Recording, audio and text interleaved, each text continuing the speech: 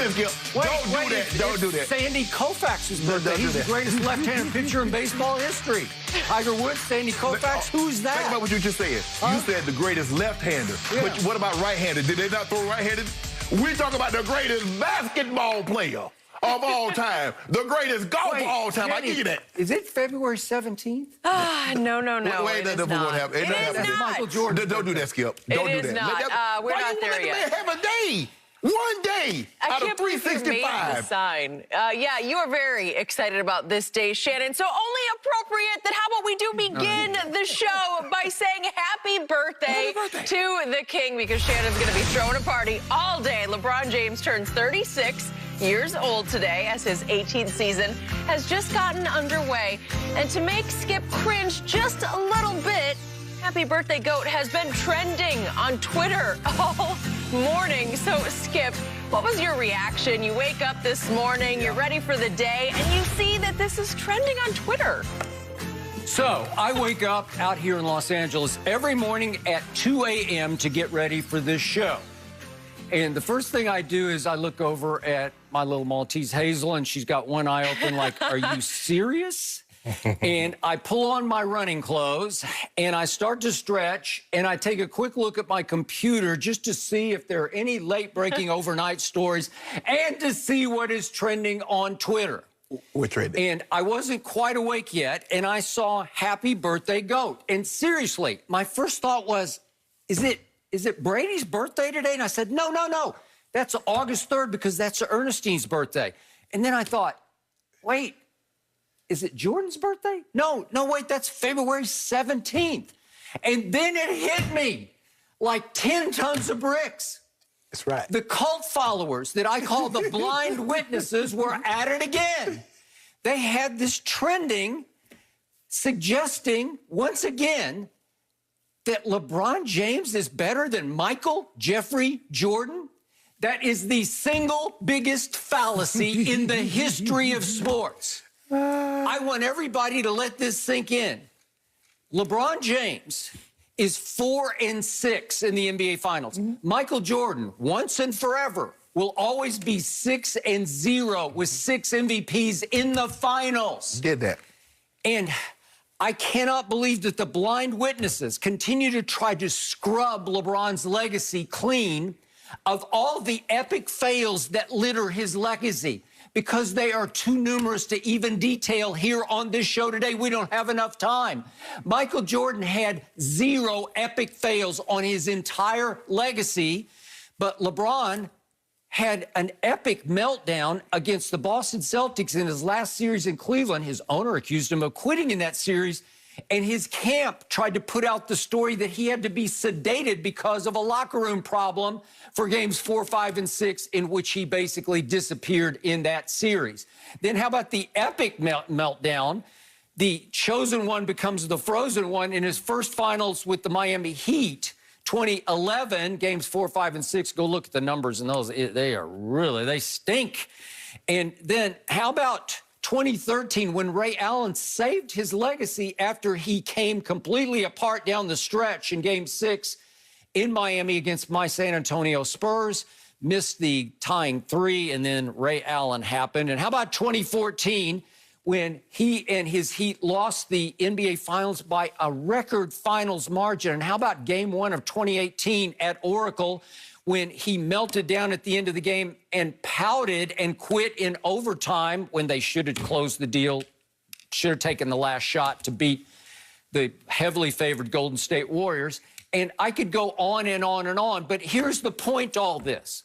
LeBron James has convinced me he is simply the greatest self-promoter in sports history. The man just happened to be born today, and now he's self-promoting it. Well, hey, he is the self-proclaimed king. He is the phony goat, yet he has convinced billions of blind witnesses that he's actually better than Jordan, even after they watched The Last Dance, which should have convinced everybody once and for all that it was over.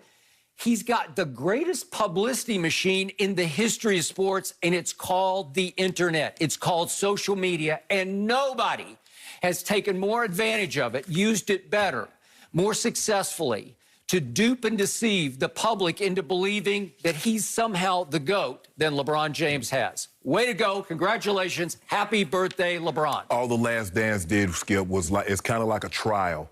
You get up and hear the prosecution. Oh, that Joe guilty. Oh, ain't no way he gonna get off on this. And then when you hear the defense, guess what, Skip? Oh, ain't no way he going to jail. That's all the Last Dance did. Wherever court, whatever side you was already standing on, you did not move. And that's okay.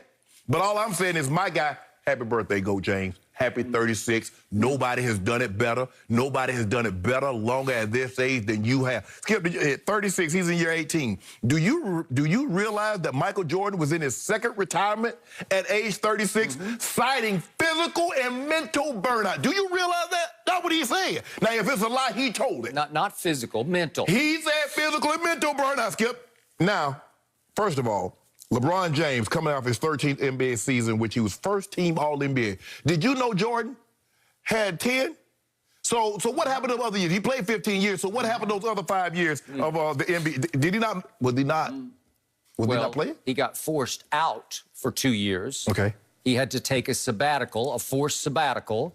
That cost him 2 championships that would have been 8 straight. No guarantee. Ain't no guarantee. Kidding me? Ain't no guarantee. Ain't no guarantee. Skip. That guy is a guarantee. He's money in the bank. Look, a lot of people believe, I believe, that he probably should have won his 5th MVP. He didn't give Giannis credit. His 10th final appearance in 17 seasons. Jordan only played 15 seasons. He went 6-5. The greatest thing that Michael Jordan has ever done is that he got knocked out before he got to the finals, so he has no blemishes on his resume. So in other words, people have convinced themselves it is better to lose in the first round, get swept in the first round, than make it to the NBA finals and lose, because that's what Michael did. Swept. 3 first-round appearances early in his career, got up out of there. My guy has never, ever tasted what it's like to go 1-2-3 Cancun after the first round of the playoffs. Your guy know what it's like 3 times. Yeah, but your guy knows what it's like in the finals to get swept. Twice with the gentleman's sweep, should have been 3 times. I'm glad you brought up the finals. Did you know, and I only went back 20 years. In the last 20 years, there have been 4 teams that had 4 all-star games, all-star players on their roster at a given time. Did you know LeBron James beat 3 of them? He beat the 2011 Celtics, I think if I'm not mistaken, the 14 Hawks and the Pistons. The one that he lost to was the 18 Warriors. Jordan never beat that. Jordan never beat a team that had 3 NBA Hall of Famers on the team, Skip Bayless. Yeah, he did. He beat the Pistons. I give him that, but not in the finals. Not in the finals. Not in the finals. That's what my guy had to go up against. Tim Duncan. Now, I want to know if Tim Duncan's going. Oh, as a matter of fact, he's going in this year.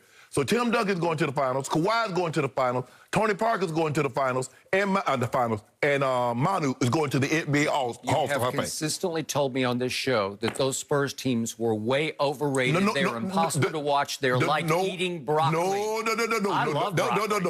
I did not say. I said they are broccoli. They are boring. I didn't say they weren't any good. They were great. You don't win like they won. And just the fact that, Skip, each year, in order for them to get to where they needed to be, they had to beat Shaq and Kobe. So in order for Shaq and them to get to where they needed to be, they had to beat Tim Duncan. So no, I never said they weren't any good. I just said they're boring to watch, and rightfully so. What about the Celtics? Is Ray Allen going to the Hall of Fame? What about Garnett? I think Garnett's up this year. What about Paul Pierce? You say Rondo's going to the Hall of Fame now after winning 2 championships and leading the league in assists for 4 times. So that's 4 Hall of Famers that he had to go up against. And LeBron quit against him? And LeBron beat him. LeBron beat him.